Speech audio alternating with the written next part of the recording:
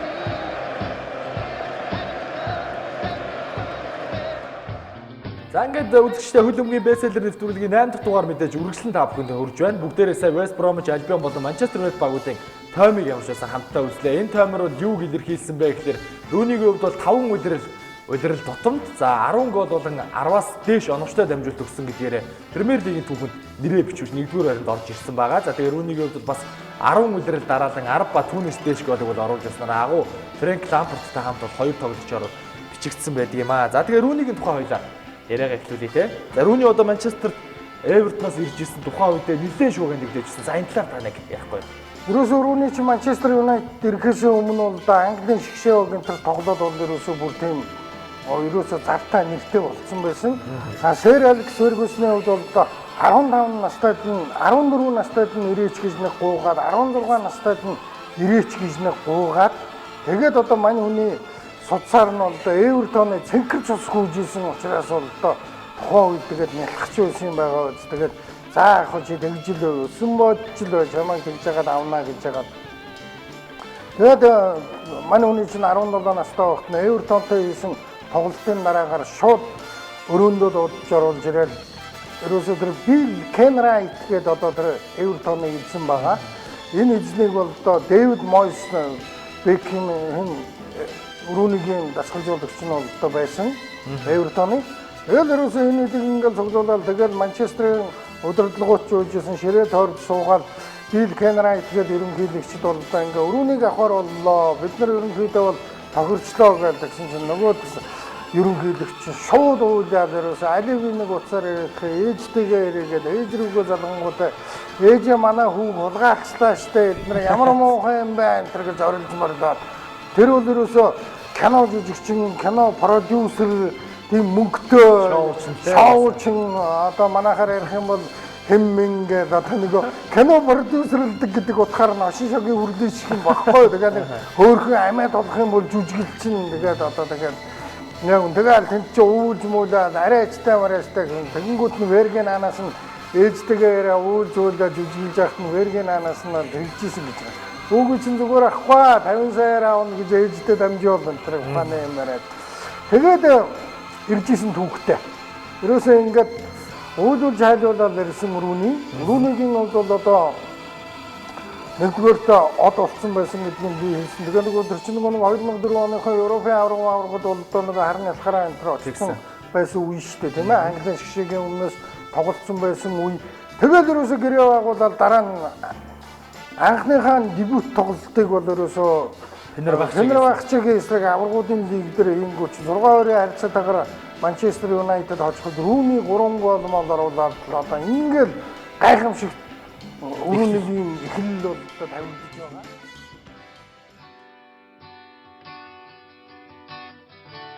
Time to call another girl in town.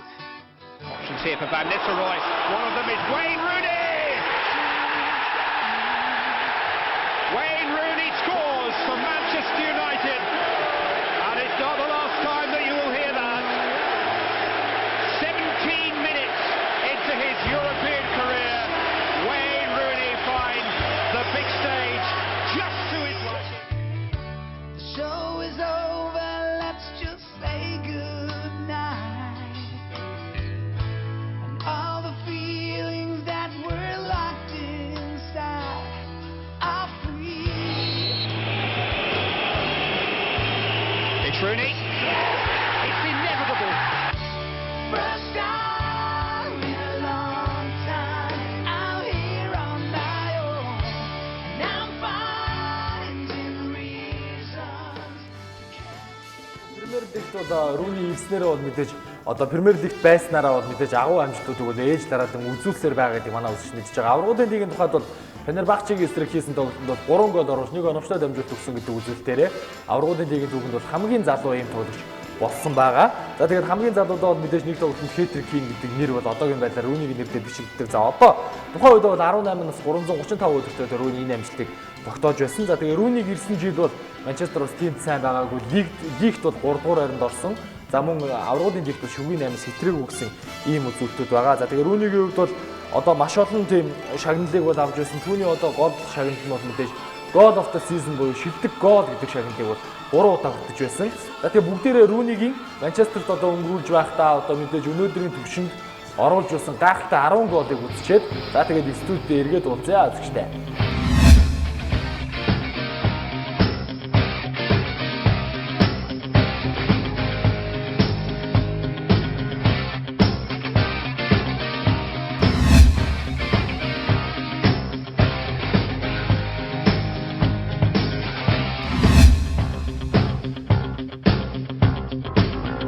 Rising up, back on the street.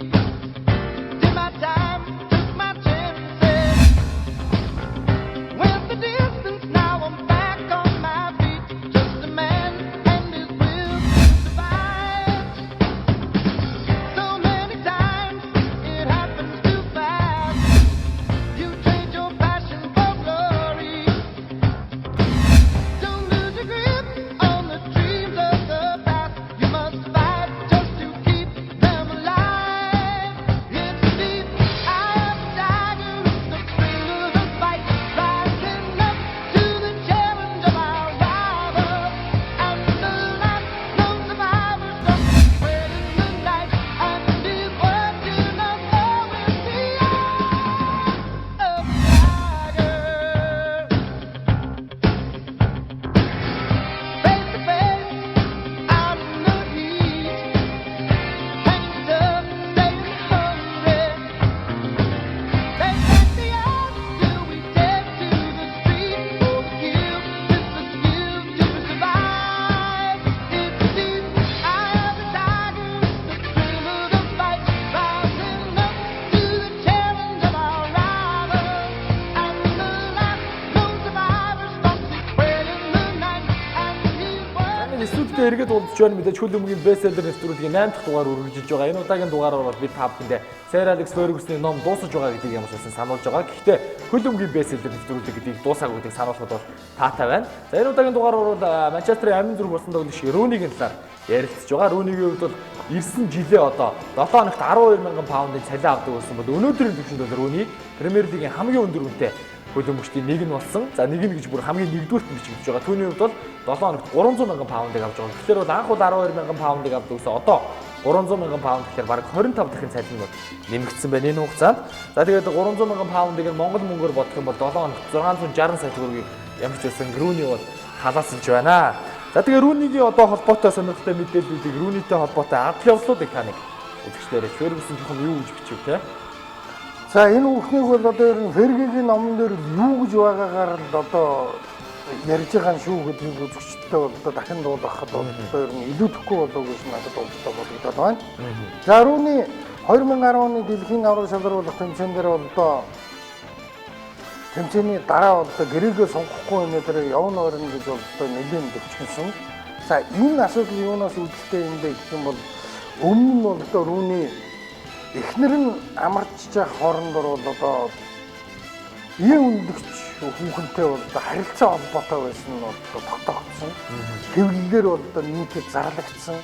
Бүр тэр байтугай хоногийн 1200 паунд төлдөг гэдэг нь хүртэл одоо бичигдсэн. Ингэнгүүт бол одоо яг тэр өглөө одоо Ферге өөрийнхөө бодож ирснийг бол одоо бичсэн байдаг. 17 настай байхдаа ийм асуудалд бол одоо орж исэн. Одоо өнөөдөр бол одоо яалаа гэж энэ чинь одоо эхнэр хүүхэд авчихсан, өр хүүхэдтэй болж байгаа насанд хүрсэн. Одоо юу гэж хүүхэд гэх юм бэ? 17 таа байхад за яг хүүхэд саваагүй залуу хүний зан гэдэг өнгөрөөсөн бол одоо тэгэхгүй шүү дээ. За ямар ч үсэн би уцтахгүй өөрөө сайн бодог, сайн шаналг гэд Ферге бол ерөөсөө уцтаагүй байгаа. Өрөөний болохоор ерөөсөө тэгэл гэр дотроо бол ерөөсөө олоход ерөөсөө за Ферге уцтаад юу гэхгүй одоо бадаа юм бол одоо шившгээ дэлгэлээ гэдэг ингэдэг. Тэгэнгүүтээ 11 дэлхийн авраг дээр явж очингуудаа маш муу тоглосон. Ганц ч голыг Английн шгшээ өгöd бол одоо өмнөөс бол одоо хийгээгүй. Тэгэнгүүтээ эргэж ирэнгүүтээ би гэрийгээ суухгүй нэрээ гэж одоо янз бүрийн зан авир харж эхэлсэн.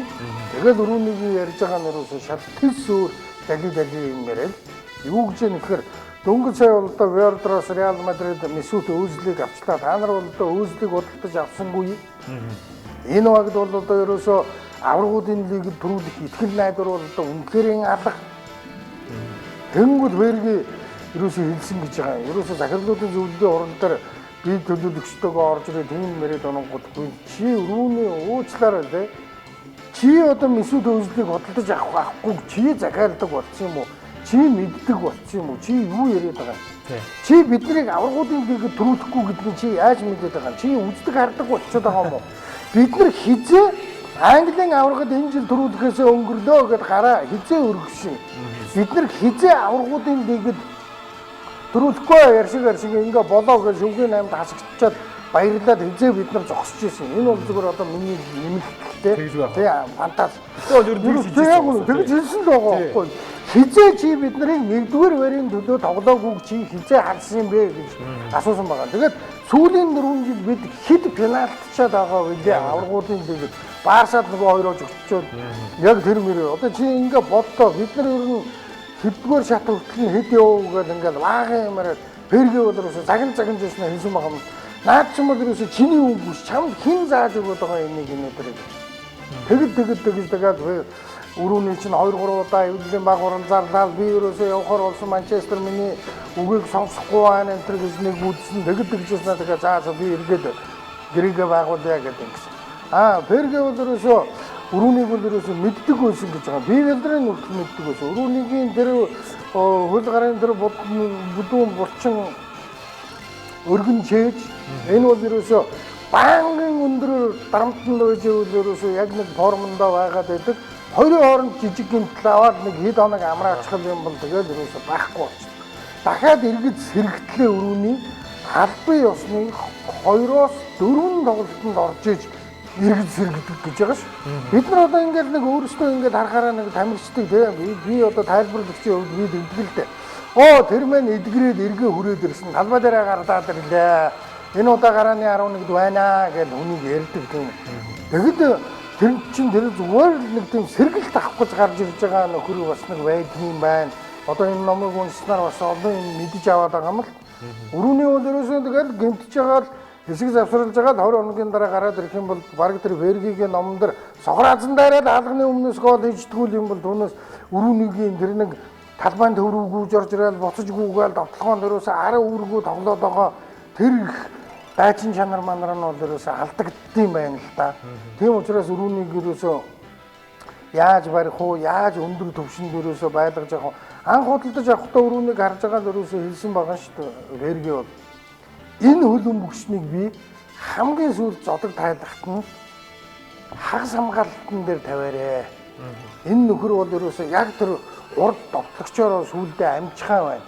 Бид нар ч ерөөсөө яг нэг тийм галс хийсэн төсрэлттэй юу нь бол 30 гараад ирэхээр байхгүй болчдөг гэж тэр үед нь ингээд арга тавиараа Тэгээ Рүүнигийн бол ерөөсөө яг тэгж нэг гэрээгээ шинчилсэн түүхийг бол одоо яг энэ номон дээр бол бичсэн байдаг. Тэр биеийн үнэлэгч хүүхэнтэй орооцолдож өөрөө эвгүй байдалд орчоод өөрөө тэрэндээ шаналж тоглолтынхон анхаарлыг сулруулж хангалтаад тоглолтондоо анхаарахаа байгаа тэр зуны дэлхийн аварга дээр муу тоглолцоод бантсандаа эргэж ирэнгүүтээ ер нь баг би Англид байх ч нүүргүй боллоо, би ер нь Манчестерт байх нүүргүй боллоо гэж бодсон уу? Тэр менежерүүд нь завсраас нь мөнгө дийлсэх гэж одоо чи ер нь өөр тийшээ яваа чамайг тэнд үнтэй авъя гэдэг зарын өрөө бид нар чинь хувь хүртэж байгаа шүү дээ, бие төлөөлөл өгч нар чинь тэгээ үг зааж өгөөд гэрийг цоцлуулах гэдээсэн үү. Тэгээ ямар ч байсан Фергигийн ер нь нэг хүлээцтэй тайван уужуу тайван бодлогын үр дүнд бол Рүүний бол үлдсэн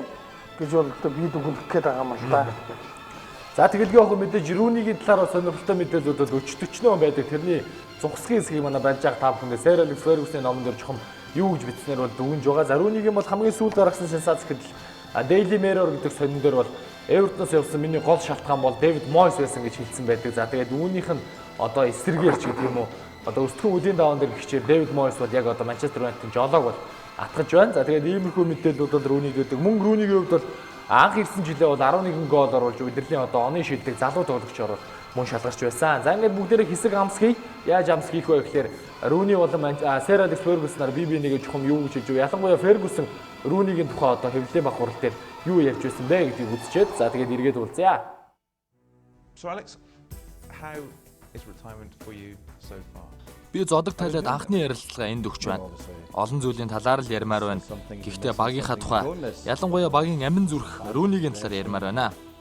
Рүүнийг би хүүхэд байхад нь л багтаа шуугантайгаар авчирч байсан. Тэр ирсэн өдрөөс л од болж байлаа.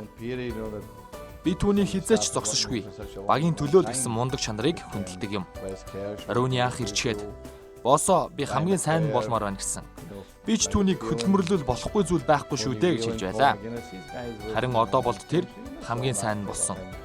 Магадгүй ганц нэг гэмтэл түүнийг судруулсан байх. Гэхдээ л тэр шилдэг нэрээ. Тэр зүгээр л юу хийхээ дэндүү сайн мэддэг. Багтаа маш сайн ууссан. Тэр нэг хэсэг багаас явах талаар боддог байсан. Харин би түүнтэй сайхан ярилцсны дараа одоо түүнд тийм бодол үлдээгүй. Рүүний зөвхөн багийн бэлэг тэмдэг төдийгүй Английн шгшээ багийн нүүр царай тод одно. Би Рүүнийгээс үргэлжил өндөр ур чадвар хүлээдэг. Тэр ч биелүүлдэг. Түүний Ситигийн эсрэг оруулсан гоолыг санаж байгаа үстэй. Агуу шүү дээ. Босс намайг үргэлжил хурцалдаг. Тэр дандаа л би чамайг энэ багийн ноён нуруу лидерийн нүдээр харж байгаа шүү. Нэг ч хормыг бүү алгуурлаарай гэдэг юм. Түүнийг хизээ нэг өдөр зодог тайлнагдгийг бүгд л мэдж байсан. Гэхдээ түнгүүгээр энэ багийг төсөөлөхөд маш хэцүү байна. Хамтдаа өнгөрсөн он жилүүдэд бидэнд маргалдах, үл ойлголцох мөчүүд олон гарч байсныг нуугаад явах. Гэхдээ л тэр яг л миний аав шиг сайхан хандаж, үргэлж зөвлөдөг байлаа. Намайг гэмтэлтэй байх үеүүдэд босс надад багийн эмчээс ч илүү санаа зовж анхаарал хандуулдаг байсан. Тэр намайг үргэлж зоригжуулдаг байсан. Бид Премьер Лиг түрүүлэх боломжгүй юм шиг санагдаж эхлэх үед босс биднийг энэ тухай бодохын ч хэрэггүй. Бид заавал энэ уралдаанд ялна. Заавал шүү гэж хэлээд л бид ч зоригжиж улмаар цом өргөдөг байсан да. Бид боссыг санах болно. За ингээд эргэн уулзж байгаадаа таатай үзэгчтэй хөл өмгийн бестселлер нэвтрүүлгийн 8 дахь дугаар та бүхэндээ үргэлжлэн хүрж байгаа. Энэ удаагийн дугаараар бид Английн шгшээ баг болон Wayne Rooney-гийн одоо Манчестер Юнайтед багийн амин зүрх болсон Wayne Rooney-гийн талаар мэдээж ярилцж байгаа байлаа. Rooney-гийн хувьд бол Премьер Лигийн одоо шилдэг тоглогчдын нэг нь бол хэвээр байна. Хамгийн сүүлд гэхэд нэг голын оновчтой дамжуулт өгч 5 удирал ийм одоо зүйлийг хийсэн Премьер Лигийн түүхэнд анхны тоглогч болсон байна. За тэгээ Rooney-гийн хувьд мэдээж одоо 2014 оны дэлхийн аварга шалралт тэмцээнд бүгдээрээ Бразилд бас Rooney-г харах учиртай шүү дээ. За ингээд Rooney-гийн талаар бол яриа явж байна. Одоо төгсгөлтний хэдүүлээ тийм. Одоо Sir Alex Ferguson-ийн энэ дугаар бол 8 дугаар үргэлжлээд хүрч байна. Гэхдээ бол бид нар бас хэлсэн зохиогчийн эрхийн дагуу бол бидний бас төлөвлөгөө зогсоогооч гэсэн санд ирсэн. Гэхдээ бид бол нэг очиргоо одоо 20 дугаар хийх гэж байгаа 8 дугаар хийж байгаа биш. Бид бол угаасаа Sir Alex Ferguson бол 10 дугаар хийж ярьчихсан. Энэ дэр бол 8 дугаар зогслоо. Яг хүмүүсийн өсвөл үлээжсэнээр одоо нэгснээр гарч байгаагаар бол Eric Cantona-гийн дугаар болон дасгалжуулагчийн дугаар гэсэн 2 дугаараар хөвдлөө тий. За тэгээд нэвтрүүлгээ базаа та нэг одоо Ronaldo, Nestroy, Ruud van Nistelrooy, Rio Ferdinand, Beckham гэдэг одоо яриануудыг ярьлаа. Энэ тухай амттай мөчүүдээс нэг иргэн санчаад иймэрхүү нэг хэсгээр нэвтрүүлгээ төгсгөө. За хамгийн хамгийн анхны уншснаар бол Рио Фердинандыг уншсан. Рио Фердинандын 2004 оны Европын аврах шалруулах тэмцээнд орж чадаагүй учрах шалтгаан нь допингийн хэрэгээр ихэ асуултсан байсан. Энэ нь бол допинг хэрэгэлсэн юм биш. Допингийн тестийн шалгалт авах гэжсэн офицерууд бол одоо нэрийн зогсоор биднийг үл тоон шалгалт допингийн тестээ өгөлгүйгээр гэрлүүгээ явсан учраас гэсэн үндслэлтэйгээр ихийг насчээсэн. За Криштиано Роналдогийн тухай ярьсан. Криштиано Роналдог спортинг тоглож байхад нь Сэр Алекс Фергюсон очиж нөхөрсөг тоглолт хийжээд энэ залууг авч нисэхгүй бүгд эндээс явахгүй шүү гэж бол хэлж байсан. Рудон Нистрогийн хувьд бол Криштиано Роналдог бол дандаа дээрлэхдэг байсан. Өрөөний Криштиано Роналдо хоёрыг энэ нэг хоёр нусгаа бацаантай чинь би аваргуудын лигэд төрүүлэхчгүй юм байна. Би явлаа гэж бол байнга зөвлөдөг байсан. Хачин авирсныхаа төлөө дөнгөж саяхан одоогоос 2-3 жилийн өмнө шинэ жилээр бол Фергерөө мессеж та намайг мартаагүй үстэй. Залгуул утсаа ах уу? Рудон Нистрой гэж уучлалт мессеж бичиж байсан. Рой Кинийн хувьд бол одоо ерөөсөө Рой Кин ер нь тэгээд хүнд бэртлэг юмтэл удаадараалан авсныхаа эцэст бол ер нь тэгээд хөлн санаагаан гүйцэхэ байсан учраас бол ер нь хэлн их ажилдаг болж ирээд ингээд Фергитэй удаадараалан муудалцж байгаад бол ингээд явсан ийм түүхтэй байдаг. За мөн Ники Баатар их цэвэр Фил Нэвэл хоёрыг бол одоо явахт нь Фергигийн зүрх сэтгэл яаж хэрхэн өмөрж одоо байсан тухай бол бид нар ярьсан. Дэвид Бекхэм маань бол ер нь шоу ертөнцийн хаан болоод ирэхээр ер нь хөлбөмбөгөө 2-50 хэрэнгүүт нь Реал Мадрид руу бол явуулсан тухай бол гардаг. За ирээд идээшээгүй хөлбөмбөгчддөр бол Хуан Себастьян Вероныг бол хэлж болно. Веронд бол ер нь байрын олж өгж бол чадаагүй. За нэг ийм л дугаарууд явлаа да. За тэгэл би яг үзэгчтэй мэдээж Рүүнигийн тухай бол мэдээж та бүхэнд бас хүргээгүй мэдээллүүдээ хүрэхэд Рүүнигийн хувьд 7 хоногт 300 мянган паундыг авч байгаа гэж та бүхэнд сайн. Америкийн нэгдсэн улсын ерөнхийлөгч Барак Обамагийн хувьд 7 хоногт 240 паундын цалин авдаг юм байна. Тэгэхээр Рүүни бол Америкийн нэгдсэн улсын ерөнхийлөгчөөс ямар ч байсан 60 паундаар илүү цалин авдаг юм байна. Дээрээс нь одоо энэ нэвтрүүлгийг бичих хоёулын гэж энэ хугацаанд жишээлбэл цагт Рүүни бол 1800 паунд халаалтаа сууж идэг юм байна. Тэгээд 1800 паундыг Монгол мөнгөөр нэг бодоод үзэхэд 20 хэдэн сая төгрөг болчихж байгаа. Тэгэхээр хоёулын чинь нэвтрүүлгээ бичих хооронд Рүүнигийн халаасан бол 20 хэдэн сая төгрөг орж ийн гэж ойлгож байна. За Рүүнигийн хувьд 2013 онд болон 2011 онд 2 удаа ус сургууль мэс ажилд орсон. За тэгээд одоо Рүүнийг бас манай дэмждэг үзэгчдод мэдж байгаа хөө ерөнхийдөө уртлын хэсэг халтарсан байсан. Одоо бол Рүүнийг бас амьдсан бүрэн бүтэн байдалтай байгаа. За иймэрхүү сонирхолтой мэдээллүүдээр Рүүнигийн одоо дугаараа ингээд өндөрлүүлж байна. За ингээд Сэр Алекс Фергюсны ном бол ерөнхийдөө дууслаа. За хоёулаа дараагийн одоо номоор дараагийн бестселлерээр хэнийг сонгох вэ мэдээж ярьж байсан бол яриануд байгаа тийм. За энэ дэр одоо Шведийн шилдэг хөлбөмбөгчин төдийгүй Европын шилдэг хөлбөмбөгчин Златан Ибрагимовичийн миний намтран номоор бол зүгээр болов гэж бодож байна. Златан Ибрагимович бол аврагуудын лигэд 6 багт тоглож тэр 6 багийнхаа нэрийн өмнөөс бүгдээрнгээс нэг олцсон ийм өвөрмөц амжилттай. Энэ хэдэн багт очиж тоглож байхдаа мань хүн бол бас л модчихсан ер нь. Тэгээд эдний нь бас ярьж өгвөл бас үзэгчдэд бас сонирм болов гэж одоо ингэж бодож байна. Тэгээд араас нь Месси Жерар тэгээд бол явахад бол бэлэн. Месси Жерар хоёр дээр шоу хийж байгаад одоо хэний нэхлэх үү гэдгээ Facebook-ээр санал авсан. Тэг яг үнэ тэгсэн болно. За ингээд манай хөдөлмөрийн бестселлер нэвтрүүлэг бас YouTube захим хуудсанд бол тавигдж байгаа гэдгийг хэлэхэд та бүхэнд бол таатай байна. Мэдээж та бүхэн Балжинны маахын одоо Facebook хуудасаар болон за доор гарч байгаа Facebook болон Twitter хаягуудаар холбогдоод за тэгээд нэвтрүүлэгтэй холбоотой санал хүсэлтээ бол та бүхэн бас харамгүй хийж болно. Дараагийн дугаараараа бид хоёр бас дундаа зочин тавиад одоо зочдын одоо мэддэг номны талаар бол ярилцахыг үгүйсэхгүй. Иймэрхүү нэвтрүүлгийн санаанууд бол бид бүхэнд байгаа. За ингээд хөдөлмөрийн бестселлер нэвтрүүлгийн 8 дахь дугаар энд хүрээд нарман жаргаж байна. Үзэгчдээ энэ хүртэл хамт байсан. За биднийг одоо байнга дэмждэг үзэгчтэй бол баярлалаа гэж хэлье. Хөлбөмбөгийн бестселлер нэвтрүүлгийн дараагийн дугаараар туу удахгүй та бүхэндээ хүрэх болно. Түр баяртай үзэгчдээ та бүхэнд аз жаргал хамгийн сайн сайхныг хүсье. Sir Alex Ferguson, a night champion. So many years the boss, and we adore him. Since the best, united through and through. Forever we will be his Red Army.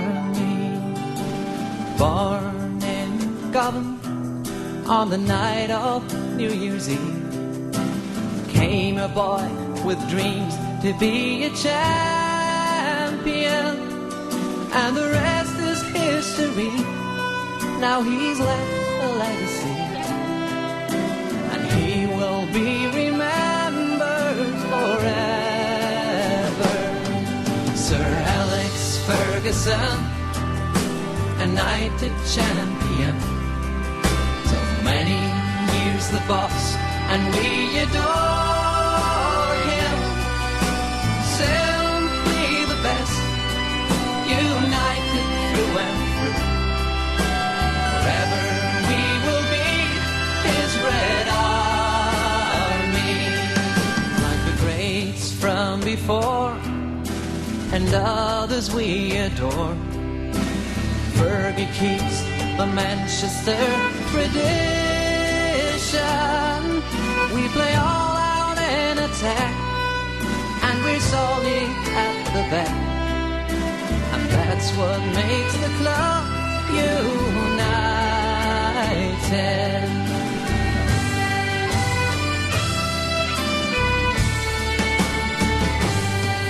Sir Alex Ferguson, a knighted champion, so many years the boss, and we adore